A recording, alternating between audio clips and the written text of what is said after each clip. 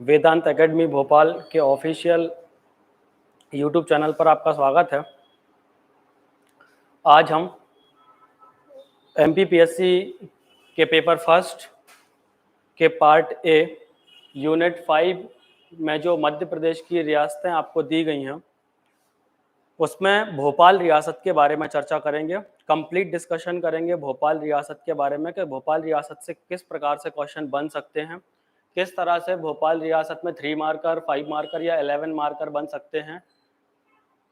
फिर हम बात करेंगे कि भोपाल रियासत में ऐसे कौन से बहुत ही इम्पोर्टेंट सेक्शंस हैं जहां से क्वेश्चंस बनने की संभावना सबसे ज़्यादा होगी। ठीक है, जैसे हम सबसे पहले यदि हम चर्चा करें तो दोस्त मोहम्मद खां जो फाउंडर है भोपाल रियासत का, पेपर में पूछा भी गया है 2020 की पीएससी में, है ना, उसके बारे में थोड़ा सा डिटेल में देखेंगे। फिर हम आगे देखेंगे कि इसका जो उत्तराधिकारी हुए हैं वो कोई भी योग्य उत्तराधिकारी नहीं हुए हैं। इस कारण से फिर बाद में बेगमों का शासनकाल स्टार्ट होता है और बेगमों का जो शासनकाल है साहब वो हम देखते हैं कि इसी कारण से स्टार्ट होता है कि कोई भी जो नवाब है भोपाल का वो योग्य नहीं है। और फिर बेगमों का जब शासनकाल स्टार्ट होता है तो बेगमों के द्वारा इतने शानदार कार्य किए जाते हैं कि बेगमों के शासनकाल और स्पेशली यदि हम बात करें सिकंदर जहां बेगम के शासनकाल को भोपाल रियासत का गोल्डन पीरियड मतलब स्वर्ण काल कहा जाने लगा है। तो हम ये सारी चीजें बहुत अच्छे से डिस्कशन करेंगे कि कौन कौन से सेक्शन ऐसे हैं जहां से क्वेश्चन बनने की संभावना थोड़ी सी ज्यादा है, 5 मार्कर को कैसे लिखना है या 11 मार्कर को हम कैसे लिखें कि हम मैक्सिमम जो है मार्क्स ऑब्टेन कर पाएं एमपीपीएससी मेंस में। तो ये हमारा टारगेट रहेगा। स्टार्ट करते हैं आज के लेक्चर को। थंबनेल में आपने देख लिया होगा कि हम आज भोपाल रियासत के बारे में देखेंगे। ठीक है, भोपाल रियासत के बारे में यदि हम चर्चा करें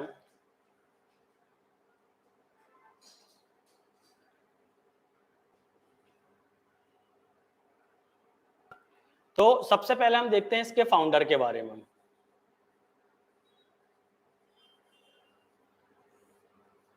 भोपाल रियासत का जो संस्थापक राजा है उसको हम बोल रहे हैं दोस्त मोहम्मद खां। क्या कह रहे हैं? दोस्त मोहम्मद खां कह रहे हैं हम। पीएससी में पूछा भी गया था 2020 की में कि आधुनिक भोपाल का जो निर्माता है या संस्थापक कौन है, तो उसको दोस्त मोहम्मद खां ही माना गया है। अब दोस्त मोहम्मद खां के बारे में यदि हम चर्चा करें तो एक शॉर्ट स्टोरी है इसके बारे में, दोस्त मोहम्मद खां के बारे में। कैसे एक दोस्त मोहम्मद खां जो छोटा था, मतलब एक बहुत ही बाहर से आया था और एक छोटे से शहर यानी भोपाल का नवाब बनता है। तो ये कुछ कहानी है ना। जब भी हम पूरी रियासतें पढ़ेंगे आपको इसी यूट्यूब चैनल पर सारी रियासतें आपको मिल जाएंगी। हर रियासत का जो फाउंडर है उसकी एक कहानी होती है, उस कहानी के बारे में थोड़ा सा हम डिस्कशन करेंगे, है ना, क्योंकि हिस्ट्री हमें कुछ ना कुछ चीज जरूर सिखाती है और वो हमें सीखना भी चाहिए। दोस्त मोहम्मद खां के बारे में हम जन्म के बारे में यदि हम चर्चा करें तो संभवतः हर जगह अलग अलग देखने को मिलता है। फिर भी 1662 ईस्वी जो समय है वो लगभग सब एक कॉमन टाइम पीरियड माना जाता है। संभवतः ऐसा कहा जाता है कि 1662 ईस्वी में दोस्त मोहम्मद खां का जन्म अफगानिस्तान के एक तिहार नामक गांव में हुआ था। क्या कहा जाता है कि तिहार नामक एक छोटे से गांव में दोस्त मोहम्मद खां का जन्म हुआ था। और दोस्त मोहम्मद खां भी उसी तरह से, एक्चुअली ये अफगानिस्तान वाला पोर्शन है, ठीक है, जो तिहार गांव है ये वर्तमान अफगानिस्तान में स्थित है। और ये जो आज हम अफगानिस्तान और पाकिस्तान वाला पोर्शन देखते हैं तो ये जो जितने भी लड़ाकू टाइप के बच्चे होते थे या जिनकी हाइट और हेल्थ अच्छी होती थी, है ना, वो उनका एक ही सपना होता था, वो होता था क्या? मुगल सेना में शामिल होना। ठीक है, तो जो दोस्त मोहम्मद खां जो 1662 को जन्म लेता है ना, तिहार नामक गांव में, इसका भी सिर्फ एक ही सपना है। वो क्या है? क्या भारत जाकर, हिंदुस्तान उसको कहते थे, हिंदुस्तान जाकर काय पे सिर्फ और सिर्फ मुगल सेना में शामिल होना। क्योंकि वो देखता था कि अपने आसपास के मोहल्ले का कोई भी व्यक्ति जो अफगानिस्तान से भारत गया है और मुगलों के यहाँ शामिल हो गया है उसने खूब तरक्की की है, क्योंकि मुगल अपने सैनिकों का बहुत ध्यान रखते थे। ठीक है, तो हम देखते हैं कि इसी बीच एक दर्रा है जिसका नाम आपको देखने को मिलता है खैबर दर्रा। ये आज भी स्थित है, संभवतः अफगानिस्तान और पाकिस्तान की सीमा पर स्थित एक दर्रा है जिसका नाम है खैबर दर्रा। और यदि कोई भी अफगानिस्तानी जिसको भारत आना था वो खैबर दर्रे से ही पासेस होते हैं। हम इसको अपन बाद में डिस्कस करेंगे, है ना। जो दर्रा होता है इससे निकलकर हमें आना पड़ता था, तो खैबर दर्रे से पार करके ऐसा कहा जाता है कि भारत आया करते थे। ठीक है, एक उम्र में तो ऐसा कहा जाता है कि दोस्त मोहम्मद खां जो है एक लड़ाकू प्रवृत्ति का व्यक्ति था और थोड़ा सा एक्टिव भी कह सकते हैं कि शुरू से ही घुड़सवारी में सैनिक, एक बहुत अच्छा सैनिक शुरू से ही था। इसको तो 2-3 घटनाएं इसके जीवन की ऐसी होती हैं जिनसे ये प्रेरित होकर भारत की ओर आता है। ठीक है, तो उन घटनाओं के बारे में हम चर्चा नहीं करेंगे यहाँ पे, हम सिर्फ इतना चर्चा करेंगे कि ये खैबर दर्रे को पार करके कहाँ आ जाता है, लाहौरी नामक गांव में आ जाता है। कहाँ पे आ जाता है, लाहौरी नामक गांव में आ जाता है, मतलब भारत में प्रवेश करता है खैबर दर्रे को पार करके। और जो लाहौरी नामक स्थान है, संभवतः ये जो स्थान है ये इसके रिश्तेदार का स्थान है। किसके, दोस्त मोहम्मद खां के। ठीक है, थोड़ा सा समझना है अपन को, फिर तो हम देखेंगे ही पॉइंट ऑफ व्यू से कि यदि एग्जाम में किस तरह से हमें लिखना है दोस्त मोहम्मद खां के बारे में। यदि आता है 5 हो चाहे 11 हो चाहे 3 हो, कोई भी मार्कर होगा तो वो तो अपन डिस्कस बहुत अच्छे से करेंगे। अभी थोड़ा सा सुन लो कि एक्चुअली ये जो रियासत है इसकी स्थापना होती कैसे है, समझ रहे। तो लाहौरी नामक स्थान पर आ गया है दोस्त मोहम्मद खां, लेकिन दोस्त मोहम्मद खां होता क्या है कि इस लाहौरी नामक स्थान पर भी जो रिश्तेदार के यहाँ रुका हुआ है, यहाँ पर भी एक हत्या कर देता है। तो वहां से ये क्या होता है, फिर हत्या करके भाग जाता है और भाग कर ये पहुंचता है कहां पे, करनाल, जो हरियाणा में स्थित है। करनाल पहुंचता है और करनाल में इसे एक विद्वान व्यक्ति, संभवतः ऐसा कहा जाता है कि दोस्त मोहम्मद खां को गुरु मिलते हैं, है ना। तो गुरु मिलते हैं, तो गुरु मिलने के बाद साहब ऐसा कहा जाता है कि लगभग 1 साल तक ये क्या करता है, अपने गुरु के साथ रहता है और गुरु उसके सपने को साकार करने की पूरी कोशिश करते हैं। मतलब सीधा सा बात है कि वो उनको बताता है कि मुगल सेना में वो शामिल होना चाहता है, तो हिंदुस्तान में यदि मुगल सेना में शामिल होना है तो कौन कौन से क्राइटेरियाज होते हैं, उन क्राइटेरियाज को फुलफिल करने के लिए वो 1 साल तक उन गुरु के पास रहता है और गुरु उसको पूरी जानकारी देते हैं। और जब पूरी जानकारी दे देते हैं तो अगले ही जो साल है, लगभग ऐसा कहा जाता है कि 1704 या 1705 के आसपास या उसके पहले 1703 के आसपास ही वो मुगल सेना में शामिल हो जाता है। ठीक है, 1703-1704 के आसपास जब दोस्त मोहम्मद खां मुगल सेना में शामिल हो जाता है तो बड़ी तेजी से तरक्की करता है, क्योंकि हम देखते हैं कि पहले से ही ये बहुत शानदार सैनिक भी है, घुड़सवार भी है, लड़ाकू प्रवृत्ति का भी है ना। तो ये सब देखते हैं तो ये बहुत तेजी से क्या करता है, प्रगति करता है। और इसको एक टास्क मिलता है, लगभग ऐसा कहा जाता है 1705 के आसपास। ठीक है, बुंदेलखंड वाले क्षेत्र में, बुंदेलखंड वाले क्षेत्र में एक बगावती राजा है। ठीक है, बुंदेलखंड वाले क्षेत्र में एक बगावती राजा है, मतलब बगावत कर देता है, जिसको बगावती राजा कहते हैं। तो उसको, उस विद्रोह को दबाने के लिए दोस्त मोहम्मद खां को भेजा जाता है। दोस्त मोहम्मद खां के नेतृत्व में एक सेना भेजी जाती है।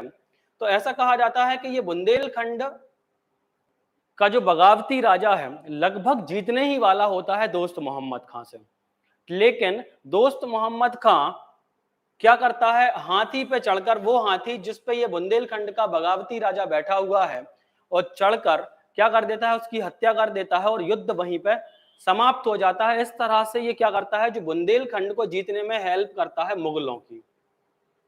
कौन, दोस्त मोहम्मद खां। और दोस्त मोहम्मद खां जब बुंदेलखंड को बचा लेता है तो औरंगजेब, देखो अभी आप समझ रहे हैं 1705 वाला पीरियड चल रहा है, मतलब औरंगजेब क्या है, दिल्ली का शासक है ना। तो दिल्ली का शासक है, तो ये मालवा वाला कुछ क्षेत्र को क्या करता है, इस दोस्त मोहम्मद खां को दे देता है। और इसी युद्ध के बाद, ये प्रीलिम्स का क्वेश्चन है कि दोस्त मोहम्मद खां को खां की उपाधि किसने दी थी, तो ये था औरंगजेब। ठीक है, दोस्त मोहम्मद खां को खां की उपाधि किसने दी थी? तो ये था औरंगजेब। और खां की उपाधि मिलने के बाद ये मालवा में ही रहने लगता है। कौन? दोस्त मोहम्मद खां। दोस्त मोहम्मद खां की ये जो कहानी है मालवा तक पहुंचने की है। अभी वास्तविकता में मालवा में पहुंचने के बाद ही स्टार्ट कहानी होती है भोपाल रियासत का, भोपाल के फाउंडेशन की, मतलब भोपाल बनने की कहानी यहां से स्टार्ट होती है। तो हम देखते हैं क्या जब मालवा इसको मिल जाता है तो देखते हैं कि 1707 में, 1707 ईस्वी में क्या हो गया है? औरंगजेब की डेथ हो गई है। और जैसे ही औरंगजेब की डेथ होती है तो पूरे भारतवर्ष में क्या होता है? अराजकता का माहौल फैलता है। छोटे छोटे रियासतों के राजा या जो जागीरें हैं उनके राजा क्या करते हैं? अपने आप को स्वतंत्र घोषित करने लगते हैं। और इसी दिशा में काम करता है कौन? दोस्त मोहम्मद खां। दोस्त मोहम्मद खां वास्तविकता में काम क्या करने लगता है? ये देखो, ठीक है, स्वतंत्र। देखो 1707 में क्या हो गया है? औरंगजेब की डेथ हो गई है। अब जो भी राजा है वो अपने आप को स्वतंत्र करवाना चाहते हैं एक दूसरे से। पहले तो औरंगजेब से ही फ्री हो गए वो, और औरंगजेब से फ्री होने के बाद वो आसपास के राजाओं को भी मिलाना चाहते हैं। तो दोस्त मोहम्मद खां एक्चुअली क्या काम करने लगता है कि जो भी राजा युद्ध करना चाहते हैं या किसी को और दूसरी जागीर को जीतना चाहते हैं या जिससे वो परतंत्र हैं उसको जीतना चाहते हैं, तो दोस्त मोहम्मद क्या करता है? किराए की सेना उपलब्ध करवाता है। दोस्त मोहम्मद का खुद भी जाता है और किराए की सेना भी उपलब्ध करवाता है। उसके बदले में दोस्त मोहम्मद खां को पैसे मिलते हैं।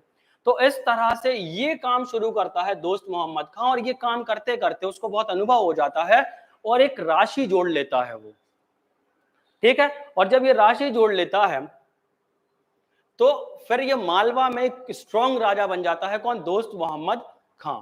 और जब स्ट्रॉन्ग हो जाता है फिर भी इतना स्ट्रॉन्ग नहीं हो पाता है कि ये भोपाल को जीत ले।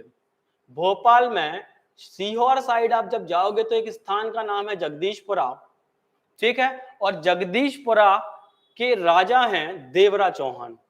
जगदीशपुरा के राजा कौन है? देवराज चौहान। एक्चुअली ये राजपूत राजा हैं और यहाँ पे बहुत अच्छे तरीके से शासन कर रहे हैं। यहाँ से शासन भी कर रहे हैं, बहुत ज्यादा अच्छी परफॉर्मेंस भी है इनकी, ताकत भी बहुत है इनके पास। और ये दोस्त मोहम्मद खां जानता भी है कि ये जगदीशपुरा के राजा देवराज चौहान को ये डायरेक्टली युद्ध करके नहीं हरा सकता है, इसको पता है। तो ये क्या करता है कि जगदीशपुरा वाले क्षेत्र को जीतने के लिए देवराज चौहान को मारना चाहता है। और मारना डायरेक्ट मार नहीं सकता क्योंकि देवराज चौहान के पास एक स्ट्रॉन्ग सेना है, और थोड़ा सा आप ये मान सकते हैं कि देवराज चौहान का अपने क्षेत्र में बहुत अच्छा प्रभाव भी है, ठीक है। तो उस प्रभाव को देखते हुए ये क्या करता है? एक षड्यंत्र रचता है। क्या करता है? एक षड्यंत्र रचता है। और उस षड्यंत्र के तहत क्या करता है कि देवराज चौहान को लंच पे बुलाता है, और ये फिक्स होता है कि 16 सैनिक लगभग देवराज चौहान के रहेंगे और 16 सैनिक रहेंगे आपके दोस्त मोहम्मद खां के, ठीक है। लंच करने जब दोस्त मोहम्मद खां आता है तो लंच के बाद दोस्त मोहम्मद खां का जो सीक्रेट वर्ड है वो क्या है? पान। वो क्या है? पान है। मतलब जैसे ही लंच के बाद ये निकलता है, कौन? दोस्त मोहम्मद खां, और ये कह के निकलता है देवराज चौहान से कि मैं पान खाने जा रहा हूं। और जैसे ही पान खाने जाने की वो कहता है और बाहर आके जो छुपे हुए सैनिक होते हैं दोस्त मोहम्मद खां के, वो देवराज चौहान पर अटैक कर देते हैं और देवराज चौहान की इसमें क्या हो जाती है? हत्या हो जाती है। और हम देखते हैं कि ये सारा जो केस है ये एक्चुअली चल रहा है किस पे? एक बेस नामक नदी है। यहीं पर कौन सी नदी है? बेस नामक नदी है, जिसका बाद में नामकरण बदल दिया गया है। इसी के कारण ऐसा कहा जाता है कि जब देवराज चौहान से दोस्त मोहम्मद खां मिलने आया था और इस विद्रोह में जब बहुत ज्यादा खून खराबा हुआ तो ये बेस नदी जो है इसका पानी का रंग चेंज हो गया और लाल हो गया था, इसलिए उस नदी को फिर बाद में क्या कहने लगे? हलाली नदी कहने लगे, ठीक है। तो जो देवराज चौहान की हत्या करके ये जो है दोस्त मोहम्मद खां क्या करता है? जगदीशपुरा पर क्या कर लेता है? अधिकार कर लेता है। जगदीशपुरा पे अधिकार कर लेता है और इसका नामकरण करता है इस्लाम नगर। क्या करता है? इस्लाम नगर कर देता है इसका नाम बदलकर, और यहीं से ये क्या करता है, अपना एडमिनिस्ट्रेशन स्टार्ट करता है, मतलब प्रारंभ करता है। तो इस्लाम नगर भी 3 मार्कर में पूछा जा सकता है और जगदीशपुरा भी 3 मार्कर में पूछा जा सकता है। तो हम लिखेंगे कि जगदीशपुरा या इस्लाम नगर के बारे में दिया आता है तो दोस्त मोहम्मद खां के द्वारा स्थापना प्रारंभिक राजधानी रही है, और वर्तमान क्षेत्र में लिख सकते हैं कि सीहोर वाला क्षेत्र इसका रहा है। तो ये कहानी है अभी स्टार्ट होने की भोपाल रियासत की। ठीक है, तो ये संभवतः पीरियड हम ये समझ सकते हैं कि 1716 के आसपास का समय है। फिर क्या होता है कि ये पहुंचता है गिन्नौरगढ़ के किले के आसपास।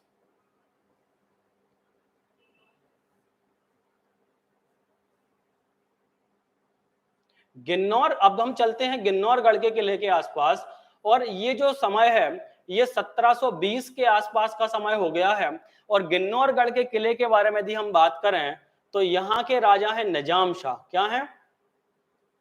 निजाम शाह हैं। और यहाँ पे क्या, निजाम शाह एक्चुअली गोंड शासक हैं। कौन से हैं? गोंड शासक हैं। गोंडवाना जो हमें रियासत पढ़नी है ना, तो उसमें जो गोंड शासक हैं उन्हीं के एक शासक है निजाम शाह, जो गिन्नौरगढ़ का किला रायसेन में स्थित है, जो तोतों के लिए फेमस है, वहां पे क्या कर रहे हैं, शासन कर रहे हैं। ठीक है, लेकिन ऐसा कहा जाता है कि ये जो निजाम शाह राजा है, इनके एक व्यक्ति है चैन शाह नामक। कौन है? चैन शाह नामक व्यक्ति है, और चैन शाह नामक व्यक्ति द्वारा जहर दे दिया गया है निजाम शाह को, तो निजाम शाह की डेथ हो जाती है।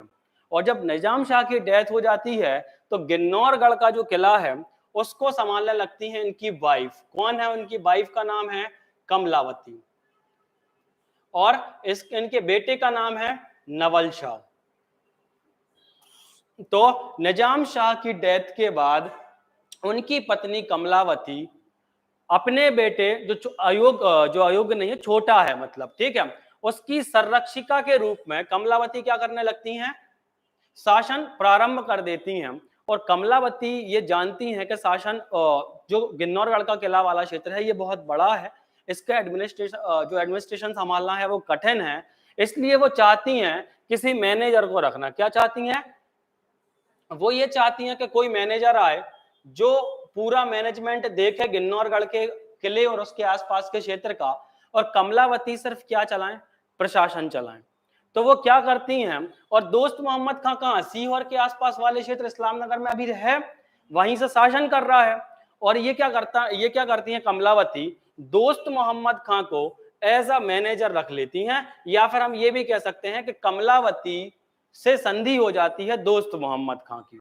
ठीक है, या फिर हम ये मान के चलें कि कमलावती जो है एज अ प्रबंधक के रूप में दोस्त मोहम्मद खां को अपॉइंट कर लेती हैं, है ना। और दोस्त मोहम्मद खां एक महत्वाकांक्षी व्यक्ति है। कैसा है? एक महत्वाकांक्षी व्यक्ति है। वो गिन्नौरगढ़ के किले के आसपास के जो भी गोंड क्षेत्र हैं उनको जीतना स्टार्ट कर देता है, क्योंकि उनको पता है कि कमलावती ज्यादा ध्यान दे नहीं पा रही हैं अपने शासन पर। ठीक है, तो और फिर देखते ही देखते क्या होता है, कमलावती की भी क्या हो जाती है, डेथ हो जाती है। और कमलावती की डेथ हालांकि अपने आप होती है, इसमें संभवतः ऐसा कहीं हम इतिहास में लिखा नहीं मिलता है कि दोस्त मोहम्मद खां के द्वारा कोई भी षड्यंत्र के द्वारा उनकी डेथ करवाई गई।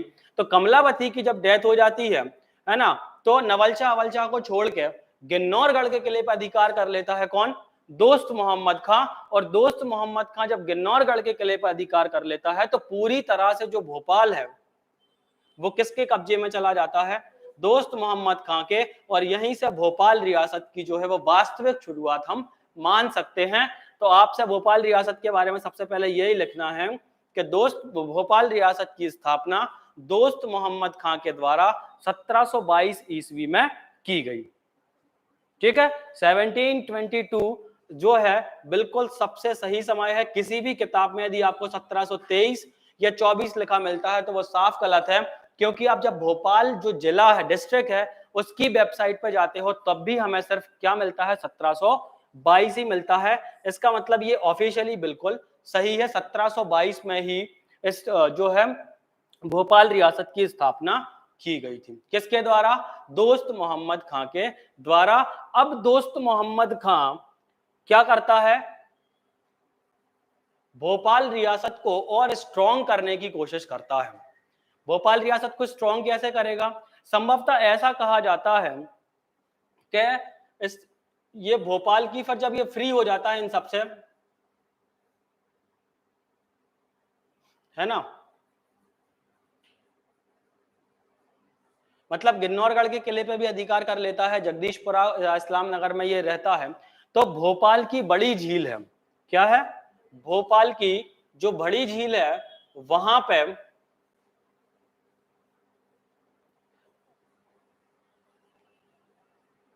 अपनी बेगम फतेह बीबी के साथ घूमने आता है। संभवतः ऐसा हमें इतिहास में लिखा मिलता है कि भोपाल की बड़ी झील के पास ये अपनी फतेह बीबी के साथ घूमने आता है, तो रात में इसको सपना आता है, या कहीं कहीं ऐसा लिखा मिलता है कि फतेह बीबी को सपना आता है कि यहाँ पे एक किले का निर्माण करवाना चाहिए। तो भोपाल की बड़ी झील के पास ये दोस्त मोहम्मद खां जो है ये फतेहगढ़ के किले का निर्माण करवाता है। किसका करवाता है? फतेहगढ़ के किले का निर्माण करवाता है। तो ये इसका क्या हो जाएगा? आर्किटेक्चर हो जाएगा। दोस्त मोहम्मद खां यदि 5 मार्कर में आता है तो आप उसमें क्या लिखोगे कि दोस्त मोहम्मद खां के द्वारा फतेहगढ़ के किले का निर्माण करवाया गया। ठीक है।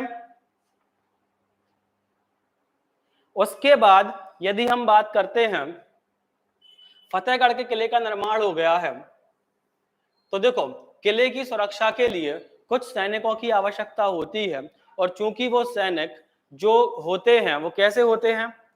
मुस्लिम होंगे, क्योंकि दोस्त मोहम्मद खां भी क्या है? मुस्लिम शासक है। तो उनकी नमाज अदा करने के लिए इसने 2.5 सीढ़ी की मस्जिद का निर्माण करवाया। कितनी? 2.5 सीढ़ी की मस्जिद का निर्माण करवाया, जो न सिर्फ भारत की बल्कि एशिया की सबसे छोटी मस्जिद है। ठीक है, तो ये आपको उसके आर्किटेक्चर में लिखना है कि भोपाल के संस्थापक दोस्त मोहम्मद खां के द्वारा फतेहगढ़ के किले का निर्माण करवाया गया। ठीक है, ये तो हमने पढ़ लिया कि फतेह बीबी के कहने पर इसने क्या किया है? फतेहगढ़ के किले का निर्माण करवाया। ठीक है, फिर उसके बाद चूंकि किले का निर्माण हुआ है तो वहीं पर कुछ सैनिक होंगे, तो उनकी जो नमाज है उसके लिए उसने 2.5 सीढ़ी की मस्जिद का निर्माण करवाया है। और इसकी जो विशेषता है वो क्या है? ये ना सिर्फ भारत की बल्कि एशिया की क्या है? सबसे छोटी मस्जिद है। ठीक है, उसके बाद ये क्या करता है? पूरे भोपाल को, संपूर्ण भोपाल को गढ़ी में बदल देता है। गढ़ी का मतलब होता है पैक कर देता है पूरे भोपाल को 6 दरवाजों में। ये क्या करता है? 6 दरवाजों का निर्माण करवाता है, 6 दरवाजों के साथ। ठीक है, पूरे भोपाल को इस तरह क्या करता है? इस तरह पूरे भोपाल में 6 दरवाजों का निर्माण करवाता है सुरक्षा की दृष्टि से, और भोपाल को क्या करता है? सुरक्षित कर देता है। इतवारा, बुधवारा, गिन्नौरी, है ना, ये कुछ आपने सुने होंगे भोपाल में नाम। तो ये क्या थे? उस समय के 6 दरवाजे थे जिनका निर्माण दोस्त मोहम्मद खां के द्वारा करवाया गया था। ठीक है, तो ये था अपना दोस्त मोहम्मद खां। कुछ ही समय बाद 1726 के आसपास, इसके 1728 भी कहीं कहीं लिखा मिलता है, उसकी डेथ हो जाती है। दोस्त मोहम्मद खां के बारे में बाद यदि हम बात करते हैं तो एक बार हम उनकी वंशावली देख लेते हैं, उसके बाद हम आगे और स्लाइड के माध्यम से देखेंगे किस तरह से हमें उसमें लिखना है। ठीक है, दोस्त मोहम्मद खां का बेटा है यार मोहम्मद खां। याद करने में कोई समस्या नहीं है ना? दोस्त को ही हमारे यहाँ क्या कहते हैं? यार भी कहते हैं। तो दोस्त मोहम्मद खां का जो पुत्र है वो क्या है? यार मोहम्मद खां। और यार मोहम्मद खां के जीवन की कोई ज्यादा बड़ी उपलब्धि नहीं है। बस ऐसा कहा जाता है कि जब ये 1728 में भोपाल का नवाब बनता है, क्या बनता है? भोपाल का नवाब बनता है, तो आपको थोड़ा सा बस कॉमन सेंस लगाना है कि जो 1728 वाला समय है ये वास्तविकता में समय किसका है? देखो मुगल तो कमजोर हो ही चुके हैं। मुगल कमजोर जब हो चुके हैं, है ना, तो ये वाला पीरियड जो है ये मराठाओं का पीरियड है। किसका है? मराठाओं का पीरियड है। और मराठा में भी कौन सी? बाजीराव फर्स्ट का। बाजीराव फर्स्ट जो है, जो सबसे प्रतापी पेशवा है 1720 से 1740, तो ये स्वाभाविक है कि ये क्या करेगा, चूंकि ये मुस्लिम रियासत है, और मराठाओं का हिंदुज्म चलता था, तो उसने क्या किया है, यार मोहम्मद खां पर क्या किया है, अटैक किया है। तो यार मोहम्मद खां यदि 3 मार्कर में आ जाता है तो हम यही लिखेंगे कि ये दोस्त मोहम्मद खां जो फाउंडर था उसका उत्तराधिकारी था। उसके बाद मराठों का असफल आक्रमण हुआ था इसके समय, मतलब मराठा जब यार मोहम्मद खां के समय भोपाल आए थे तो सफल नहीं हो पाए थे, कुछ फिरौती देकर यार मोहम्मद खां ने उन्हें भोपाल से बाहर कर दिया था, मतलब बाहर का रास्ता दिखा दिया था, भोपाल में एंटर नहीं होने दिया था। फिर यार मोहम्मद खां के बाद यदि हम बात करें तो इसका बेटा है फैज मोहम्मद खां। फैज मोहम्मद खां जब नवाब बनता है तो मराठाओं का एक बार और आक्रमण होता है, लेकिन क्योंकि ये जो फैज मोहम्मद खां है इसका एक भाई भी है जिसका नाम है सुल्तान मोहम्मद खां। तो आप ये भी समझ सकते हो कि सुल्तान मोहम्मद खां जो है ये बहुत परेशान करता है फैज मोहम्मद खां को, और सुल्तान मोहम्मद खां नवाब बनना चाहता है, इसलिए ये जो है ये मराठाओं का साथ देता है। किसका साथ देता है, मराठाओं का साथ देता है। इसलिए इस बार जब मराठा फैज मोहम्मद खां पर आक्रमण करते हैं तो सफल हो जाते हैं। ऐसा कहा जाता है कि दोस्त मोहम्मद खां की मदद से मराठाओं ने आष्टा और उसके सुजालपुर वाला जो क्षेत्र है, बल्कि विदिशा वाला क्षेत्र, ये पूरा क्षेत्र जो है मराठाओं ने भोपाल के नवाब से छीन लिया था। ठीक है, तो ये आपको फैज मोहम्मद खां के बारे में याद रखना है कि फैज मोहम्मद खां के समय में मराठाओं का एक सफल आक्रमण हुआ था, और उस समय जो आष्टा और सुजालपुर वाला क्षेत्र है और वो वाला क्षेत्र इन नवाबों के हाथ से निकल गया था। ठीक है, फिर उसके बाद हम देखते हैं, लेकिन एक उपलब्धि भी है इसकी। ऐसा कहा जाता है कि रायसेन के किले को इसने जीत लिया था। ठीक है, तो याद रखने के लिए बहुत इजी है। फैज मोहम्मद खां के समय में यदि कुछ क्षेत्र भोपाल के नवाब के हाथ से जा रहा है तो भोपाल के नवाब क्या कर रहा है, रायसेन के किले को जीतकर उसको बराबर करने की भी कोशिश कर रहा है। तो आष्टा और शुजालपुर वाला क्षेत्र जब नवाब के हाथ से निकल जाता है तो ये रायसेन के किले को क्या कर लेता है, जीत लेता है, लेकिन सुल्तान मोहम्मद खां को कभी भी नवाब नहीं बनने देता। ठीक है, फिर इसके बाद जो है फैज मोहम्मद खां के बाद नवाब बनता है हयात मोहम्मद खां। हयात मोहम्मद खां के जीवन की ज्यादा कोई उपलब्धि नहीं है, और इसलिए इसका बेटा जो है वो है गौस मोहम्मद खां, और गौस मोहम्मद खां तक ही हम नवाबों को पढ़ते हैं। और गौस मोहम्मद खां जो है इसके जीवन की उपलब्धि ये है कि इसने जो है दीवान का पद समाप्त कर दिया है। क्या कर दिया है, दीवान का पद समाप्त कर दिया है, और वजीर का पद ये लेके आता है। और वजीर का पद जो लेके आता है इसलिए इंपॉर्टेंट है क्योंकि ये जो वजीर हैं, अब ही जिस तरह से हम जब मराठा पढ़ना शुरू करते हैं कि छत्रपति स्ट्रांग है, फिर एक समय क्या आता है, छत्रपति का समय समाप्त हो जाता है, पेशवाओं के हाथ में सारी शक्तियां चली जाती हैं। बिल्कुल कुछ इसी तरह से यहाँ पे है कि नवाबों के हाथ से शक्तियां निकल के किसके हाथ में चली जाती हैं, वजीर के हाथ में चली जाती हैं। और फिर ऐसा कहा जाता है कि फिर हम इसके आगे आगे कंटिन्यू करेंगे, थोड़ा सा यहाँ तक हम इसको थोड़ा सा स्लाइड के माध्यम से देख लेते हैं। ये जो फोटो आप देख रहे हो ये फोटोग्राफ है दोस्त मोहम्मद खां का। ठीक है, यदि 11 मार्कर में पूछा जाता है भोपाल रियासत पर निबंध लिखिए, या फिर भोपाल रियासत पर टिप्पणी कीजिए, या फिर भोपाल रियासत के बारे में बताइए, या भोपाल रियासत के प्रमुख शासकों का वर्णन कीजिए, यदि इस टाइप के कुछ क्वेश्चन पूछे जाते हैं तो 11 मार्कर में हम स्टार्ट कहां से करेंगे, ये हम बताएंगे सबसे पहले उसके लिए कि जो भोपाल है, भोपाल रियासत मध्य भारत की कैसी रियासत थी, प्रथम श्रेणी की रियासत थी, और भारत की कैसी थी, दूसरी सबसे बड़ी मुस्लिम रियासत थी। तो आपको कमेंट बॉक्स में ये बताना है कि भारत की सबसे बड़ी मुस्लिम रियासत कौन सी थी। ठीक है, तो ये आपको कमेंट बॉक्स में बताना है। ठीक है, सबसे पहले तो अपन ये इससे स्टार्ट कर सकते हैं 11 मार्कर को।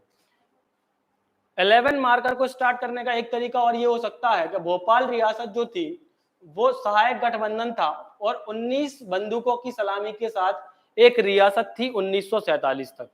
ठीक है, और 1947 से लेके 1949 तक एक स्वतंत्र राज्य रहा। इसके बारे में हम डिस्कशन करेंगे कि कैसे भोपाल राज्य का विलय होता है भारत में।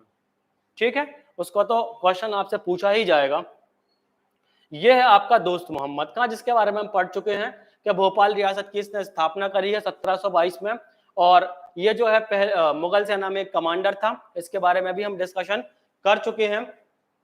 और इसने भोपाल की जो राजधानी है वो किसको बनाया है, जगदीशपुरा, या उसका नामकरण जो बाद में उसने कर दिया था इस्लाम नगर को कब बनाया था। ठीक है, दोस्त मोहम्मद खां की स्थापत्य के बारे में भी आप यदि 5 मार्कर में आता है तो आपको स्टार्टिंग यहां से कर देनी है, और उसके बाद आप उसको बता देना है कि उसने बहुत अच्छे कुछ काम है, जैसे फतेहगढ़ के किले का निर्माण करवाया, हमने बता ही दिया है आपको, 2.5 सीढ़ी के मस्जिद का भी निर्माण करवाया था, और पूरे भोपाल को गढ़ी के रूप में बदल दिया था, है ना। 6 दरवाजों को उसने पूरे भोपाल में 6 दरवाजों का कंस्ट्रक्शन करवाया था। ठीक है, और फिर बता सकते हो कि 1726 में उसकी डेथ हो जाती है।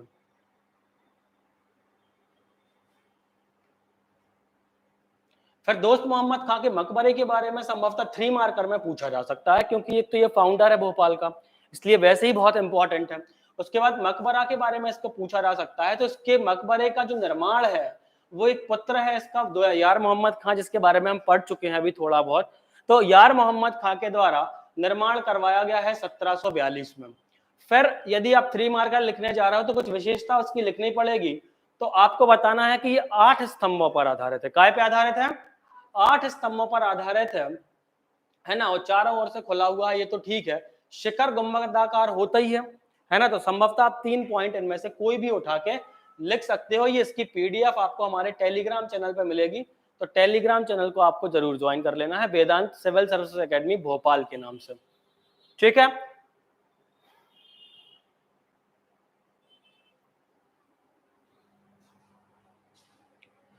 देन हम देखते हैं फतेहगढ़ का किला है ना, मध्य प्रदेश सरकार की अनदेखी के कारण खंडर में ये बदल चुका है। ठीक है, ये है यार मोहम्मद खां, जिसके बारे में संभवतः हम क्या कर चुके हैं, थोड़ा थोड़ा सा देख चुके हैं। इसने क्या किया था, मराठों के साथ एक मुकाबला किया था, है ना, मराठों के साथ मुकाबला किया था, तो मराठों से इसने क्या करी थी, फिरौती देकर ये क्या किया था, अपने राज्य से इसको बाहर कर देता है, जिससे इसके सभी क्षेत्र क्या कर लेते हैं, सुरक्षित रहते हैं। हम इसलिए इसको पढ़ रहे हैं क्योंकि अभी जो इसके आगने वाला राजा है उसके हाथों से क्या होती है, कुछ चीजें निकल जाती हैं। ठीक है, उसके बाद इस्लाम नगर में इसको दफनाया गया था। तो यार मोहम्मद खां के जीवन की ज्यादा उपलब्धियां नहीं है, इसलिए यार मोहम्मद खां के लिए हम सिर्फ 3 मार्कर के रूप में ही तैयार करेंगे। ठीक है, फिर आता है फैज मोहम्मद खां। फैज मोहम्मद खां अपने जो छोटे भाई है सुल्तान मोहम्मद खां, जिसके बारे में हमने बताया था, इससे बहुत परेशान है। ठीक है, क्या होता है कि ये जो सुल्तान मोहम्मद खां है, पहले तो ये खुद को नवाब घोषित कर लेता है, लेकिन जब देखता है कि उसकी कोई फिर भी नहीं सुन रहा है, तो ये क्या करता है, मराठाओं से मिल जाता है। ठीक है, ये क्या है, भोपाल की सेना मराठा के, फिर जब ये मराठा से मिल जाता है तो मराठाओं का आक्रमण होता है, और जब मराठाओं का आक्रमण होता है तो कुछ आसपास के क्षेत्र हैं, जैसे आष्टा हो गया, ये गलत लिख गया है, आष्टा है ये, है ना। उसके बाद भेलसा, जो विदिशा वाला क्षेत्र जो हाथ में था भोपाल के नवाब में, वो शुजालपुर वाला क्षेत्र और सीहोर वाला क्षेत्र जो है, ये किसके हाथ में चला जाता है, मराठों के हाथ में चला जाता है। किसके समय में, फैज मोहम्मद खां के समय में। तो ये थोड़ा सा अपन को याद रखना है फैज मोहम्मद खां के बारे में। उसके बाद ऐसा कहा जाता है कि इसने रायसेन के किले पर हमला किया था और उस पर कब्जा कर लिया था, तो ये उसकी एक उपलब्धि हो जाएगी कि फैज मोहम्मद खां ने रायसेन के किले को जीता था।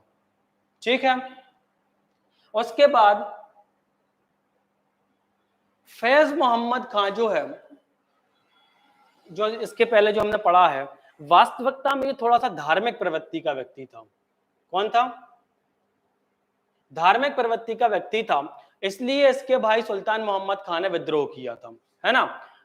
लेकिन चूंकि फैज मोहम्मद खां कैसा है, निसंतान भी है ना, तो उसका एक और भाई है हयात मोहम्मद खां, जो नवाब बनता है। और हयात मोहम्मद खां के जो हैं अंग्रेजों से बहुत अच्छे संबंध रहते हैं, तो ये ज्यादा कुछ इंपॉर्टेंट नहीं है, बस हयात मोहम्मद खां के बारे में इतना याद रख लेना है कि 3 मार्कर में पूछा जाता है कि भोपाल का एक नवाब था, अंग्रेजों से बहुत अच्छे संबंध थे, और कार्यकाल 1777 से 1807 तक रहता है। ठीक है, आंतरिक गड़बड़ी के कारण, है ना, वो ही उत्तराधिकार की समस्याएं चल रही थी, है ना, फैज मोहम्मद खां, फिर सुल्तान मोहम्मद खां, फिर हयात मोहम्मद खां। इसके कारण ये भी धार्मिक प्रवृत्ति का व्यक्ति है। देखो ये भी धार्मिक प्रवृत्ति का तो है, इसीलिए तो ये क्या कर रहा है, राज्य के मामलों से क्या हो रहा है, अपनी भूमिका वापस ले रहा है। कोई राजा, बहुत ही कम हम इतिहास में देखते हैं कि कोई राजा अपने आप को क्या कर लेता है, प्रशासन से वापस ले लेता है। देखते हैं, क्योंकि प्रशासन से कम वापस लेता है, इसका मतलब ये है कि इनकी प्रशासन में ज्यादा रुचि नहीं है, और प्रशासन की चूंकि ज्यादा रुचि नहीं है, इसलिए प्रशासन अच्छे से भी संचालित नहीं हो पा रहा है। फिर आते हैं गौस मोहम्मद खान। अब गौस मोहम्मद खान इसलिए इंपॉर्टेंट है क्योंकि यही संभवतः अंतिम नवाब भी है। इसके बाद स्टार्ट होता है बेगमों का शासनकाल। ठीक है, गौस मोहम्मद खान जब देख लेता है ना, कि ज्यादा प्रभावशाली नहीं रहा है ना, हयात मोहम्मद खान का बेटा है गौस मोहम्मद खान, है ना, ये एक ही काम करता है, वो क्या करता है, दीवान का पद समाप्त कर देता है और वजीर का पद क्या करता है, सृजित करता है, यानी दीवान के वजीर के पद को बनाता है। और वजीर के पद को बनाता है तो सारी शक्तियां भी किसके हाथ में चली जाती हैं, वजीर के हाथ में चली जाती हैं। अब इतनी शक्तियां उसके हाथ में चली जाती हैं। अब यहां से आप थोड़ा देखना, यहां से क्या देखना है हमें, कि जो गौस मोहम्मद खान है, इसकी बेटी का नाम है कुदसिया बेगम। क्या है, प्री में आपने पढ़ा होगा, इन्हीं को हम कहते हैं गौहर बेगम। क्या कहते हैं, गौहर बेगम भी कहा जाता है, कुदसिया बेगम या फिर गौहर बेगम भी कहा जाता है। ये किसकी बेटी है, गौस मोहम्मद खान की बेटी है। अब देखो होता क्या है कि हमें यहां से यह भी पता चलता है कि कैसे बेगमों का शासन स्टार्ट हुआ। बेगमों का शासन स्टार्ट हुआ है इस तरह से कि फैज मोहम्मद खान धार्मिक प्रवृत्ति का व्यक्ति है, उसको निसंतान है ना, उसका बेटा हयात मोहम्मद खान, तो भाई उसका हयात मोहम्मद खान बनता है ना। तो इस टाइप से जब वो धार्मिक प्रवृत्ति के लोग हैं, तो और यहाँ पे वजीर के पद का भी सृजन हो गया है, तो इनके समय जो वजीर है उसका बेटा है, वजीर का बेटा, क्या नाम है उसका, नजर मोहम्मद खान। तो वजीर का जो बेटा है नजर मोहम्मद खान, उसकी शादी हो जाती है गौस मोहम्मद खान मतलब नवाब की बेटी से। तो आप समझ सकते हो, है ना, कि नवाब की बेटी की शादी वजीर के बेटे के साथ हो रही है। मतलब वजीर जो है वो क्या है, बहुत ज्यादा पावर में है। मतलब क्या हो रहा है भाई, देखो ऊपर से नीचे की ओर जा रहे हैं। तो नवाब की बेटी की शादी किसी अन्य नवाब की बेटी के साथ होना चाहिए थी, लेकिन यदि वजीर के बेटे के साथ हो रही है, इसका मतलब सही पावर में कौन है, वजीर है। और यहां से चूंकि वजीर तो वजीर ही रहेगा भाई, वजीर का यदि बेटा भी होगा तो बेटा होगा नहीं।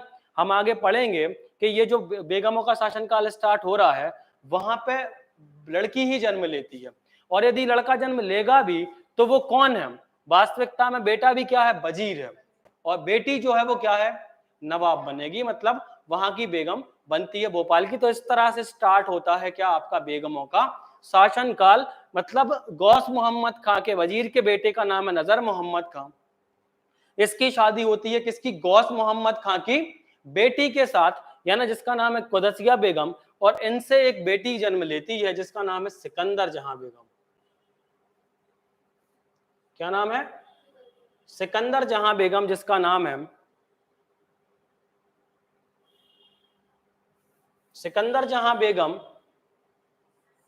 की शादी होती है फिर एक वजीर से, मतलब नजर मोहम्मद खान का जो भतीजा है, हम आगे पढ़ेंगे, उससे शादी होती है। लेकिन अब जो है कुदसिया बेगम शासन चला रही हैं, और कुदसिया बेगम के बाद सिकंदर जहां बेगम शासन चलाएंगी, और फिर उनके बाद जो भी बेटी होती जाती है वही क्या करती है, बेगम बनती जाती है और शासन का संचालन करती है। इस तरह से स्टार्ट होता है आपका क्या, बेगमों का शासनकाल। तो ये है गौस मोहम्मद खान, इनके जीवन की कोई उपलब्धि नहीं है, सिर्फ क्या उपलब्धि है कि दीवान का पद समाप्त कर दिया है और वजीर का पद का सृजन कर दिया है, और अपनी बेटी कुदसिया बेगम का विवाह वजीर के बेटे नजर मोहम्मद खान के साथ कर दिया है। ये है नजर मोहम्मद खान। तो नजर मोहम्मद खान के बारे में थोड़ा सा हम पढ़ लेते हैं, क्योंकि वास्तविकता में ऐसा हम देखते हैं कि जब गौहर बेगम की शादी होती है तो गौहर बेगम प्रशासन एकदम से संभालती नहीं है। प्रशासन कौन देखने लगता है, नजर मोहम्मद खां, तो नजर मोहम्मद खां अगले उत्तराधिकारी के रूप में रहता है और 1816 से 1819 तक ये क्या रहता है, सत्ता में रहता है। लेकिन संभवतः ऐसा कहा जाता है कि 1818 में जो आंग्ल भोपाल की संधि होती है ना, उसी संधि में ये जो भोपाल रियासत है वो क्या होती है, ब्रिटिशों के अधीन हो जाती है। समझ रहे? अब क्या हो गया है, देखो नवाब समाप्त हो गए हैं, युद्ध करने वाला कोई है नहीं है ना। जब कोई युद्ध ही नहीं होना है तो वो क्या करते हैं, अपनी सुरक्षा करने के लिए भोपाल जो रियासत है उसकी सुरक्षा करने के लिए वो क्या कर लेते हैं, अंग्रेजों से संधि कर लेते हैं। पता ही है, क्योंकि देखो हम देखते हैं कि होलकर रियासत हो चाहे मराठा संघ हो, है ना, होलकर रियासत को भी हम देखेंगे तो 1818 में एक संधि होगी, ठीक है, जिसको हम मंदसौर की संधि कहते हैं।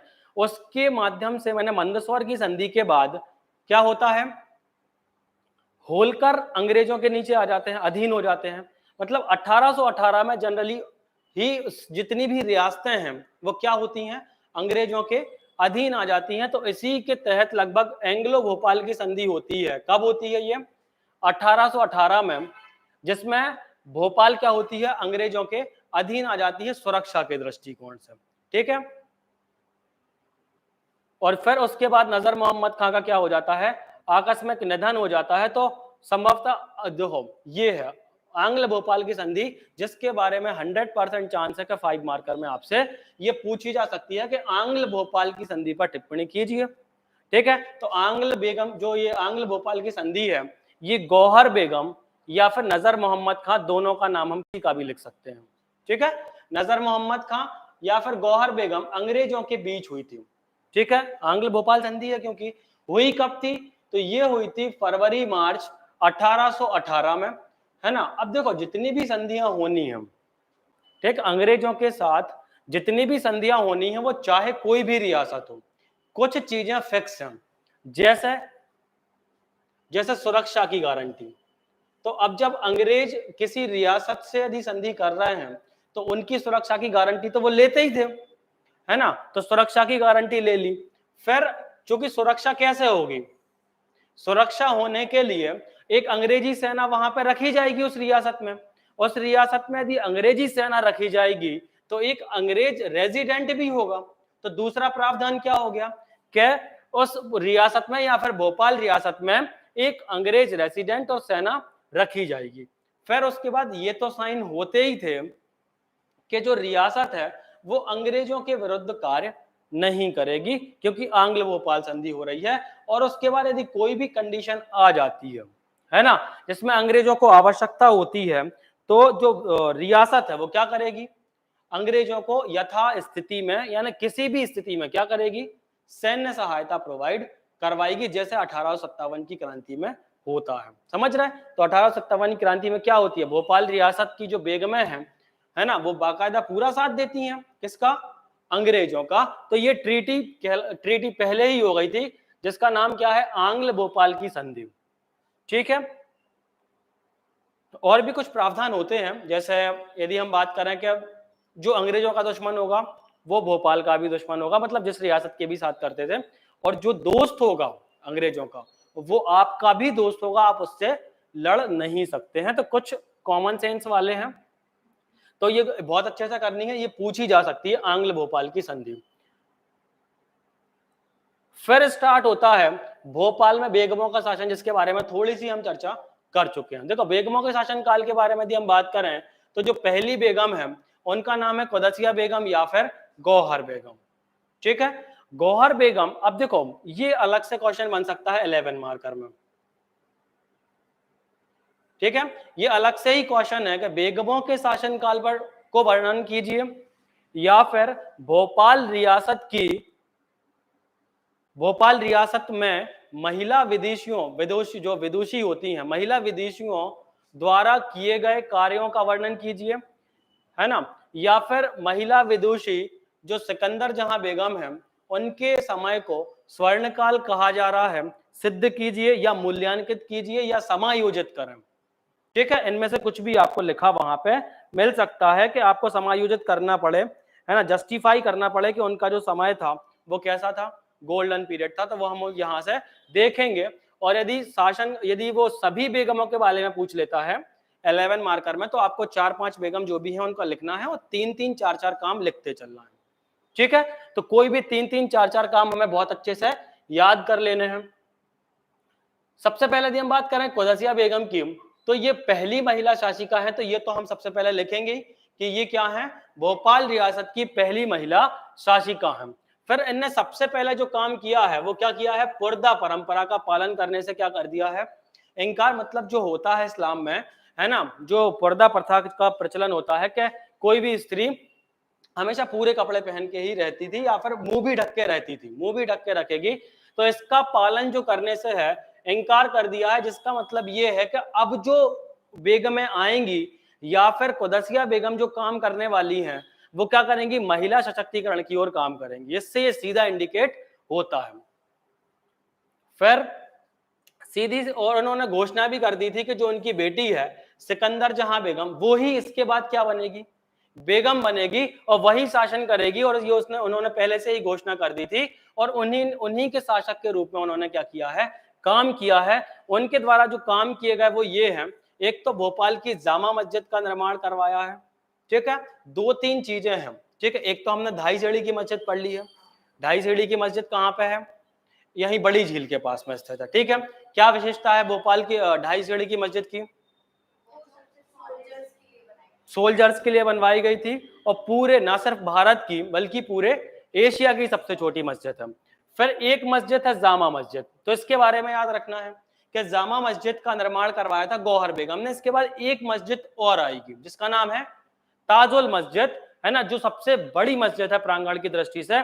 तो उसके बाद हम थोड़ा सा अभी उसको आगे देखेंगे। तो इन 3 मस्जिदों का उल्लेख हमें जरूर करना है। फिर इनके द्वारा एक गौहर महल का निर्माण करवाया गया, तो ये तो हम पढ़ते ही हैं प्री में, कुदसिया बेगम के द्वारा गौहर महल का निर्माण करवाया गया है। ठीक है, 1837 में इनकी डेथ हो जाती है। तो 5 मार्कर में यदि सिर्फ आ जाता है या कुदसिया बेगम के शासनकाल पर टिप्पणी कीजिए तो हम आराम से इसको लिख सकते हैं। ठीक है, उसके बाद आते हैं सिकंदर जहां बेगम। अभी उन्होंने कह दिया है, घोषणा कर दी है, जब 2 साल की है सिकंदर जहां बेगम कि अगली शासिका कौन होगी, सिकंदर जहां बेगम ही होगी। इनकी जो शादी है वो होती है नजर मोहम्मद खान, जो पति है किसका, थोड़ा सा याद रखना है आपको, पीडीएफ मिलेगी तो और ज्यादा क्लियर हो जाएगा आपको, है ना। जो गौहर बेगम का पति है नजर मोहम्मद खान, उसी का चचेरा भाई है ना, जहांगीर मोहम्मद खान, जिसकी शादी होती है सिकंदर जहां बेगम के साथ। सिकंदर जहां बेगम और जहांगीर मोहम्मद खान शासन चलाते हैं, तो इन्हीं के शासनकाल में जो आज हम जहांगीराबाद देखते हैं कॉलोनी, वो इन्हीं के द्वारा बसाई गई थी। ठीक है, एक तो ये हो जाएगा। फिर यदि हम बात करते हैं कि जो बेगम है वो इस्लाम नगर चली गई थी, ये तो ठीक है। उससे भी इंपॉर्टेंट ये है कि सिकंदर जहां बेगम के द्वारा और अलग अलग स्थापत्य है वो तो हमारे आगे पढ़ेंगे ही, जैसे इन्हें शाहजहां बेगम के नाम से भी जाना जाता है। ठीक है, ये कुछ इंट्रोडक्शन है इनका। अब देखो ये है, ठीक है, शासक के रूप में 1844 में सिकंदर जहां बेगम ने अपनी मां को भोपाल के शासक के रूप में उत्तराधिकारी बनाया था। ठीक है, उनके द्वारा कुछ महत्वपूर्ण कार्य किए गए। एक तो सबसे महत्वपूर्ण काम क्या है कि जो 1857 का विद्रोह हुआ था भोपाल में, वो इन्हीं के समय में हुआ था और इन्होंने भरपूर सहायता की थी किसकी, अंग्रेजों की। ठीक है, अभी हम जब पढ़ेंगे होलकर रियासत के बारे में तो हम देखते हैं कि जो उस समय तुकोजीराव होलकर हैं वो थोड़ा सा साथ दे रहे हैं किसका, फिर पीछे से साथ दे रहे हैं शहादत खां का। है, इंदौर में किसने विद्रोह किया था, शहादत खान ने। लेकिन यहाँ पे हमें ऐसा कुछ भी देखने को नहीं मिलता है और सिकंदर जहां बेगम पूरी तरह से साथ दे रही हैं किसका, ब्रिटिशों का। ठीक है, उसके बाद कुछ कल्याणकारी कार्यक्रम है, जैसे सड़कों का निर्माण करवाया है, तो ये तो हम अभी आगे देखेंगे ही बहुत अच्छे से। ये है सिकंदर जहां बेगम के कुछ कल्याणकारी कार्य या उनकी कुछ उपलब्धियां, या फिर आपसे पूछा जाता है कि सिकंदर जहां बेगम के समय को भोपाल रियासत का स्वर्णकाल कहा जाता है, समायोजित करें, तो आपको कुछ इस तरह से इसको जमाना है और लिखना है। हम अलग अलग डायमेंशंस में देखेंगे कि अलग अलग डायमेंशंस में सिकंदर जहां बेगम ने बहुत अच्छा काम किया है। उन्होंने शिक्षा की दृष्टि से बहुत अच्छा काम किया है, उन्होंने न्याय के क्षेत्र में भी काम किया है, महिला सशक्तिकरण में भी काम किया है ना। तो हम देखते हैं कि चूंकि सभी डायमेंशन में काम हुआ है, इसलिए सिकंदर जहां का जो समय है उसको हम स्वर्ण काल बोल रहे हैं। ठीक है, जैसा यदि हम बात करते हैं शिक्षा की दृष्टि से, तो उन्होंने 1860 में रेगुलर स्कूल की स्थापना करी। उसके साथ साथ जो प्रत्येक जिले हैं उसमें एक उर्दू और एक मिडिल क्लास जो मिडिल हाई स्कूल होता है, मिडिल स्कूल खुलवाए। तो शिक्षा की दृष्टि से यदि हम देखें तो उन्होंने दो प्रमुख काम करे हैं, एक तो क्या रेगुलर स्कूल की स्थापना करी है और एक उर्दू और हिंदी दोनों के मिडिल स्कूल खुलवाए। ठीक है, फिर हम देखते हैं न्याय के क्षेत्र में भी इन्होंने काम किया है और प्रजा को न्याय देने के लिए लगभग कितने 44 कोर्ट की स्थापना करवाई है। तो दो डायमेंशन हम यहाँ पे देख लेते हैं। फिर हम देखें कि दो डायमेंशन तीन और हैं, कौन से, एक तो महिला उत्थान के लिए यदि हम बात करते हैं तो इन्होंने इसको जो गर्ल्स होती हैं उनके लिए अलग से स्कूल खुलवाए थे। कौन से थे वो, विक्टोरिया गर्ल्स स्कूल। ठीक है, तो रेगुलर स्कूल के बारे में थोड़ा सा हमें अलग याद रखना है और विक्टोरिया गर्ल्स स्कूल के बारे में हम लिखेंगे कहाँ, महिला उत्थान में या महिला सशक्तिकरण में या महिलाओं के पक्ष में। और फिर यदि हम बात करें कुछ आर्किटेक्चर है उनका, जैसे मजलिस शोर, एक संसद का निर्माण करवाया था, मजलिस शोर इसका नाम था। तो मजलिस शोर नामक संसद का निर्माण किसने करवाया था, सिकंदर जहां बेगम के द्वारा करवाया गया था। अब देखो ये बिल्कुल कॉमन सेंस वाली चीज है और इसको याद करने जैसी कुछ भी नहीं है। संसद है तो सेक्रेटरी होंगे, उन सेक्रेटरियों को रहने के लिए क्या बनवाया था, रहने मतलब मीटिंग वगैरह के लिए एक सचिवालय का निर्माण भी इन्होंने करवाया था। तो दो चीजें यहां से हो जाएंगी कि मजलिस शोर नामक संसद का निर्माण करवाया और एक सचिवालय भी बनवाया था सिकंदर जहां बेगम ने। फिर और भी कुछ इनके काम हैं, जैसे भोपाल में डाक सेवा किसने प्रारंभ करवाई थी, सिकंदर जहां बेगम के द्वारा ही करवाई गई थी।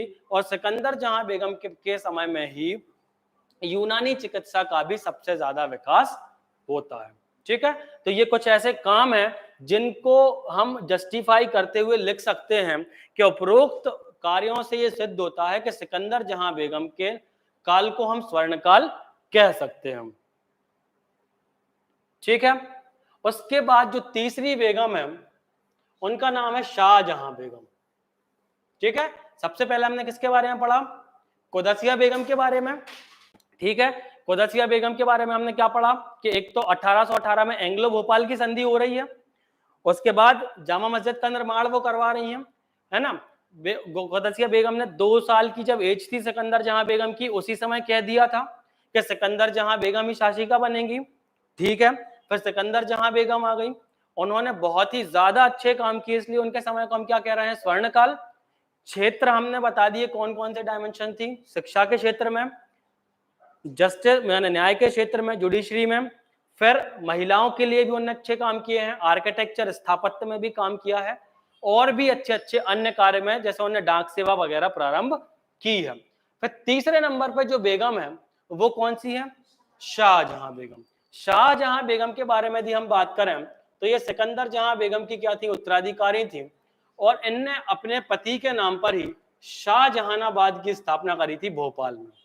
किसकी स्थापना करी थी, सिकंदर जहां बेगम के द्वारा जहांगीराबाद स्थापित करवाया गया था और इनके द्वारा करवाया गया था शाहजहानाबाद। तो कोई दिक्कत ही नहीं है, शाहजहां बेगम ने शाहजहानाबाद बसा दिया है। इंटरेस्टिंग पॉइंट ये है कि जहां शाहजहानाबाद आएगा वहीं पे आएगा भोपाल का ताजमहल। कौन आएगा, देखो इसमें साफ लिखा हुआ है कि आगरा के ताजमहल से हमें भ्रमित नहीं होना है, शाहजहां बेगम के द्वारा क्या बनवाया गया था, ताजमहल का निर्माण करवाया गया था भोपाल में। ठीक है, उसके बाद भी बहुत सारा आर्किटेक्चर इनके द्वारा करवाया गया, जिनमें से कुछ महत्वपूर्ण है क्या, एक तो नाजर कॉम्प्लेक्स जो भी आज भी हमें देखने को मिलता है भोपाल में, उसके साथ साथ वरा महल भी हमें देखने को मिलता है। तो ये 3-4 अली मंजिल, अमीरगंज, इनमें से कोई भी आप 5 पॉइंट उठा के याद कर लेना। यदि 5 मार्कर आ जाए तो 5 मार्कर में लिख सकें और यदि 11 मार्कर में आता है तो अकेला 11 मार्कर में शाहजहां बेगम तो पूछा नहीं जाएगा। फिर आपसे ये पूछा जाएगा कि प्रमुख शासिकाओं का वर्णन करना है, तो कोई भी हमें 5 या 4 पॉइंट वहां पे पुट कर देने हैं। ठीक है, ये चीज हमें थोड़ा सा याद रखना है ताजमहल के बारे में, ठीक है, और शाहजहानाबाद के। उसके बाद जो अंतिम बेगम है, ठीक है, 4 बेगम ही पढ़ना है, ठीक है, कुदसिया बेगम, सिकंदर जहां बेगम, शाहजहां बेगम और कै खुसरो जहां बेगम, या फिर इन्हीं का नाम है सुल्तान जहां बेगम। क्या नाम है? कहीं कहीं इनका नाम हमें सरकार अम्मा भी देखने को मिलता है, ठीक है। इनने भी कुछ अच्छे काम किए हैं और कुछ उपलब्धियां भी हैं इनकी जीवन की। जैसे हम सबसे पहले बात करें कि आपने एक आधुनिक नगर पालिका की स्थापना की। आधुनिक नगर पालिका का मतलब है एक स्ट्रक्चर बनाया होगा, उसका नाम क्या दिया था उनने? आधुनिक नगर पालिका। मतलब मॉडर्न नगर पालिका के बारे में चर्चा नहीं कर रहा है, वो एक स्ट्रक्चर खड़ा करवाया होगा और उसका नाम क्या दिया है? आधुनिक नगर पालिका। फिर एक महल का निर्माण करवाया है, जो कौन सा है? सदर मंजिल, जो आज भी आपको देखने को मिल जाएगा। जो आज जहां पे भोपाल नगर निगम का मुख्यालय है, या भोपाल नगर निगम जहां पर है, वो सदर मंजिल कहलाता था और इसका निर्माण करवाया था कै खुसरो जहां बेगम के द्वारा। फिर देखो तीसरा शहर आता है जिसका नाम क्या है? अहमदाबाद। इसमें साफ लिखा हुआ है कि गुजरात के अहमदाबाद के साथ हमें कंफ्यूज नहीं होना है। इनके पति का नाम था अली अहमद खान। क्या नाम था? अली अहमद खान। तो अली अहमद खान के नाम पर इन्होंने अहमदाबाद नामक एक शहर की, छोटा सा शहर, कॉलोनी टाइप की, जैसे जहांगीराबाद है, ऐसे ही बसाई थी भोपाल में। तो ये याद रख लेना है, ठीक है। फिर बहुत फेमस नूरुस्सबा, आपने अभी भी देखा होगा भोपाल में नूरुस्सबा है। आज क्या है? हेरिटेज होटल में बदल दिया गया है इसे। नूरुस्सबा जो शान है भोपाल की, उसका निर्माण भी किसने करवाया था? कै खुसरो जहां बेगम या फिर सुल्तान जहां बेगम के द्वारा करवाया गया था, ठीक है। फिर कुछ उपलब्धियां हैं इनके जीवन की। उपलब्धियों में आप क्या लिखोगे? शिक्षा पर एक बहुत अच्छा सम्मेलन हुआ था, है ना, अखिल भारतीय सम्मेलन जो शिक्षा पर हुआ था, उसकी पहली अध्यक्षा बनाई गई थी कौन? सुल्तान जहां बेगम, ठीक है। उसके बाद जो अलीगढ़ मुस्लिम यूनिवर्सिटी है ना, उसकी पहली महिला चांसलर भी इनको बनने का मौका मिला था। तो ये कुछ महत्वपूर्ण उपलब्धियां हैं, है ना, जिनको हम 5 मार्कर में आता है तो भी डाल सकते हैं, 3 मार्कर में आता है तब भी डाल सकते हैं। तो ये थी आपकी 4 बेगम, जिनके बारे में हमें थोड़ा सा अच्छे से पढ़ना है, क्योंकि महिला शासकों के बारे में पूछे जाने की संभावना स्पेशली 2020 के संदर्भ में यदि हम बात करें तो ज्यादा है, ठीक है। उसके बाद हम यदि बात करें तो जो 1926 में कै खुसरो जहां बेगम का एक लड़का होता है जिसका नाम है नवाब हमीदुल्ला खां, ठीक है।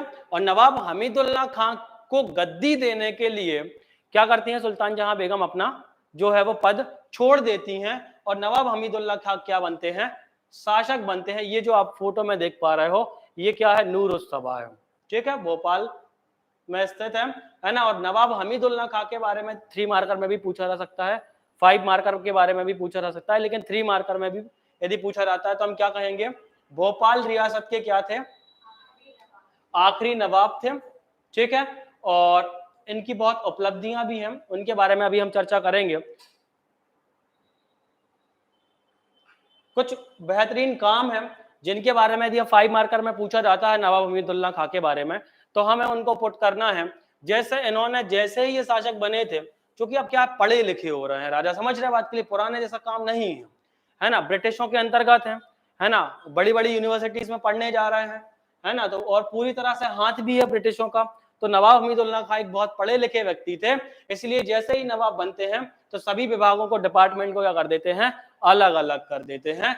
उसमें से भी यदि हम एक विशेष डिपार्टमेंट के बारे में चर्चा करें तो उस डिपार्टमेंट का नाम क्या है? बिजली विभाग, ठीक है, स्पेशली इसको बनाते हैं, ठीक है। फिर माचिस की फैक्ट्री भी बना, जो है डालते हैं कहां पे? भोपाल में, ठीक है। भोपाल में जो दिया सलाई का कारखाना है वो नवाब हमीदुल्ला के द्वारा डाला गया था, ठीक है। फिर टेक्सटाइल मिल भी वो लेके आते हैं। हम अभी पढ़ेंगे, जब होलकर रियासत पढ़ेंगे, कि जितनी भी टेक्सटाइल मिल हैं वो सारी कहाँ चली गई हैं? इंदौर में, ठीक है। तो कोजीरा होलकर के बहुत अच्छे काम हैं, जिसके तहत हम देखते हैं। लेकिन एक टेक्सटाइल मिल नवाब हमीदुल्लाह खां कहाँ लेके आते हैं? भोपाल लेके आते हैं। उसके बाद जो सीहोर की शुगर मिल है, ये तो हम पढ़ते ही हैं, है ना, सीहोर में क्या करवाते हैं? शुगर फैक्ट्री की भी क्या करते हैं? शुरुआत करते हैं। फिर ये तो चलो ठीक है, पंप लगवाते हैं। बैरागढ़ में एक हवाई अड्डे की भी क्या करते हैं? ये नींव रखते हैं। तामीर एक उर्दू शब्द है ना, उर्दू शब्द है। बैरागढ़ में क्या करते हैं? हवाई अड्डे को भी क्या करते हैं? व्यवस्थित करवाते हैं। उसके बाद कुछ स्थापत्य है, जैसे जो अहमदाबाद हमने अभी पढ़ा है कि जो सुल्तान जहां बेगम के द्वारा अहमदाबाद की स्थापना की गई थी कॉलोनी की, उसी कॉलोनी में राहत मंजिल का, है ना, क्या करवाते हैं? एक महल का निर्माण करवाते हैं। ये कुछ आर्किटेक्चर हैं जिनको हम क्या कर सकते हैं? अपने 5 मार्कर में डाल सकते हैं नवाब हमीदुल्लाह खां के रेफरेंस में। ठीक है, और ये तो उनके काम हो गए कि उन्होंने डिपार्टमेंट्स वगैरह की स्थापना करी और भी फैक्ट्रीज वगैरह लेके आए। कुछ उनकी उपलब्धियां हैं जीवन की कि उन्होंने कुछ अचीव भी किया है। जैसे उन्होंने अलीगढ़ जो मुस्लिम यूनिवर्सिटी थी उसके ये क्या बने थे? एक बार कुलपति भी रहे थे। ड्यूरेशन भी लिखा है ना, तो 1930 से 1947 तक अलीगढ़ मुस्लिम यूनिवर्सिटी के क्या रहे? ये कुलपति रहे। फिर चैम्बर ऑफ प्रिंसेस का निर्माण हुआ था 1926 में के समथिंग, आपने पढ़ा होगा। जो 1919 का भारत शासन अधिनियम है उसमें चैम्बर ऑफ प्रिंसेस का गठन किया गया था। उस चैम्बर ऑफ प्रिंसेस के चांसलर भी बनाए गए थे एक बार नवाब हमीदुल्लाह खां, तो ये भी उनकी उपलब्धि हो जाएगी।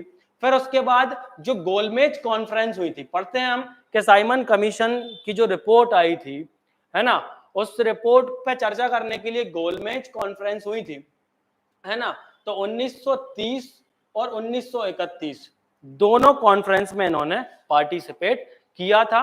ठीक है, तो ये चीज भी अपन को थोड़ा सा उनकी उपलब्धियों में दर्शा देनी है। फिर आता है भोपाल का स्वतंत्रता संघर्ष, मतलब भोपाल कैसे भारत में विलय हुआ। ये प्रश्न चिन्ह इसलिए लगता है क्योंकि हम देखते हैं कि जो नवाब हमीदुल्लाह खां हैं वो कैसे हैं? एक मुस्लिम शासक है।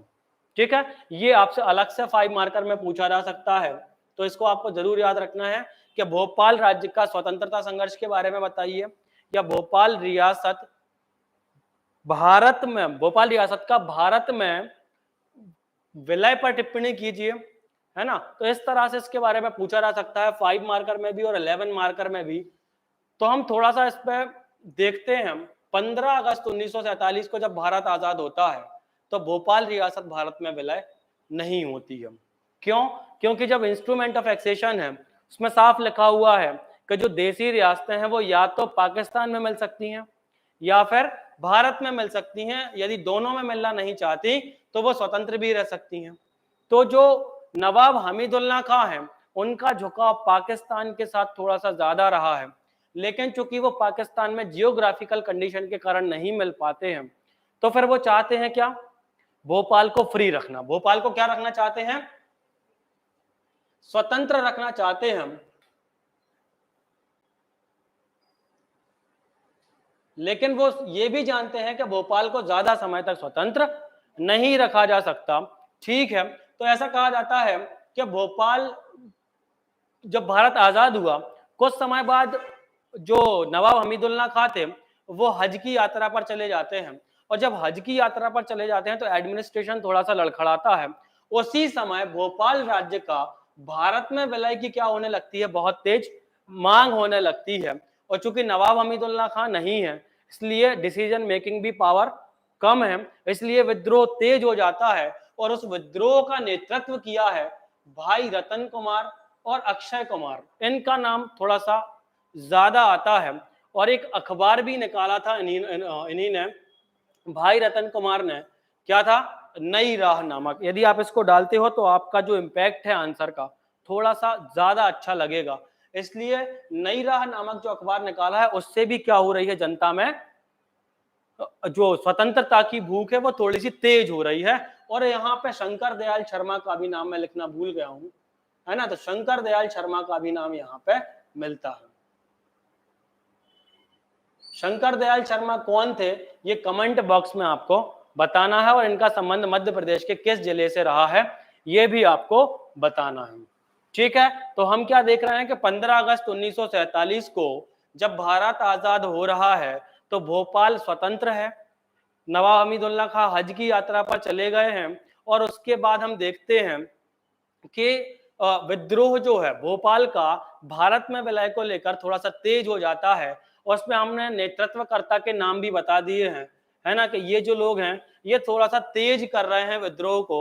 और विद्रोह जब तेज हो जाता है तो फिर सरदार पटेल क्या करते हैं, हस्तक्षेप करते हैं। और जब भोपाल के नवाब से बात होती है तो भोपाल के नवाब हमीदुल्लाह खां इंस्ट्रूमेंट ऑफ एक्सेशन पर साइन कर देते हैं और वो डेट होती है 1 जून 1949 की, कि 1 जून 1949 को ऑफिशियली रूप से भोपाल रियासत का भारत में विलय कर लिया जाता है। तो इस तरह से हम इसको कंप्लीट करते हैं कि भोपाल रियासत का भारत में विलय। ठीक है, उसके बाद भोपाल रियासत का इस तरह से भारत में विलय हो जाता है और कंप्लीट होती है आपकी भोपाल रियासत। ये कुछ क्वेश्चन है जो आपको पीडीएफ में तो मिल ही जाएंगे, यदि आप चाहो तो स्क्रीनशॉट भी इसका ले सकते हो, है ना। व्यक्तित्व देखो 3 मार्कर यदि वो आपसे पूछेगा तो हम संभवतः ये समझ सकते हैं कि या तो व्यक्तित्व से पूछेगा, दोस्त मोहम्मद खां के बारे में पूछ सकता है, लिख देगा सिकंदर जहां बेगम, आपको 3 पॉइंट कोई भी बता देना उनके बारे में, लिख देगा फैज मोहम्मद खां या गौस मोहम्मद खां। ठीक है, तो सभी के आपके 3 मार्कर तैयार कर लेने हैं। फिर या तो फिर वो आर्किटेक्चर से पूछ सकता है नूर उस सवाल लिख देगा। ठीक है, फिर वो आपसे पूछ सकता है फतेहगढ़ के किले के बारे में कोई भी 3 पॉइंट बता दो, है ना। जहांगीराबाद के बारे में आपसे पूछ सकता है। तो इस तरह से आपको 3 मार्कर कंप्लीट करने हैं। और 5 मार्कर के बारे में यदि हम बात करें तो कुछ इस तरह से हमें 5 मार्कर देखने को मिल सकते हैं। भोपाल रियासत पर टिप्पणी हम कर ही सकते हैं, है ना। भोपाल रियासत की टिप्पणी कैसे करेंगे, संस्थापक दोस्त मोहम्मद खां, राजधानी इस्लाम नगर या जगदीशपुरा, फिर प्रमुख शासक के बारे में बता देंगे, कुछ स्थापत्य के बारे में बता देंगे। 5-6 लाइनें आपकी कंप्लीट हो जाएंगी, डायमेंशन भी आपके 4-5 हो जाएंगे, आप आराम से इसको कंप्लीट कर सकते हैं। ठीक है, फिर दोस्त मोहम्मद खां के बारे में बता ही चुके हैं कि टिप्पणी करना है तो कैसे करेंगे, कुछ लिख देंगे। सबसे पहले भोपाल रियासत का वास्तविक संस्थापक था, 1722 में से स्थापना करी थी। राजधानी बताना है हमें, सबसे राजधानी जरूर बताना है, कहाँ है, इस्लाम नगर। उसके बाद हम इसके स्थापत्य के बारे में बता देंगे, फतेहगढ़ के किले का निर्माण करवाया, 2.5 सीढ़ी की मस्जिद का निर्माण करवाया, पूरे भोपाल को गढ़ी में बदल दिया था, 6 दरवाजों का निर्माण करवाया। और उसमें कुछ ब्रैकेट में बता सकते हैं जैसे इतवारा, बुधवारा, गिन्नौरी, उसको में हम बता सकते हैं कि मुझे 6 नहीं पता लेकिन 3-4 पते हैं, ये हम उसको बता सकते हैं। ठीक है, फिर इस तरह से भी वो क्वेश्चन पूछ सकता है कि भोपाल रियासत के भवनों अथवा स्थापत्य का उल्लेख कीजिए।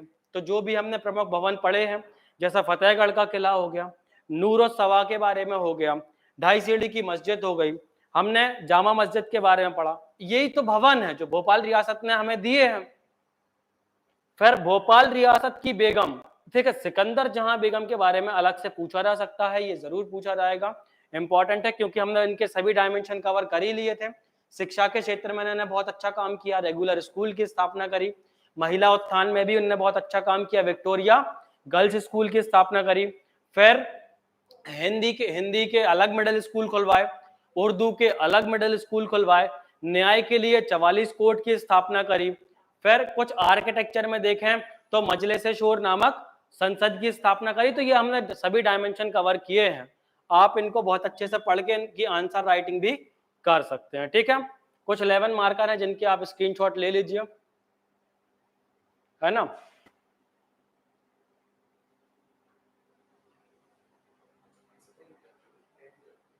ठीक है, ये कुछ 11 मार्कर हैं। जैसे भोपाल रियासत के जो प्रमुख शासक हैं या नवाब हैं, है ना, उनका वर्णन करने के लिए वो कह सकता है, वो उनसे आपसे कह सकता है कि भोपाल रियासत के जो बेगमों का शासनकाल हुआ है उसमें जो कल्याणकारी कार्यक्रम हमने पढ़े हैं, सभी ने अलग अलग काम किए हैं, तो उनके कल्याणकारी कार्यक्रम के बारे में भी हम थोड़ा थोड़ा बता सकते हैं। फिर बेगमों के शासनकाल को हम क्या कह रहे हैं, भोपाल रियासत का स्वर्ण काल क्यों कहा जाता है, तो समायोजित हम कर सकते हैं, उनके काम बताएंगे और नीचे लिखेंगे कंक्लूजन में कि उपरोक्त जो है वर्णन से ये सिद्ध होता है कि जो भोपाल का शासन, जो बेगमों का शासन काल है वो भोपाल रियासत का कैसा है, स्वर्ण काल है। ठीक है। और जो भवनों वाला क्वेश्चन था उसी को थोड़ा सा हम चेंज करके कह सकते हैं कि मध्य प्रदेश पर्यटन में भी भोपाल रियासत का क्या है, योगदान है। ठीक है, इस तरह से हम इसको कंप्लीट करेंगे।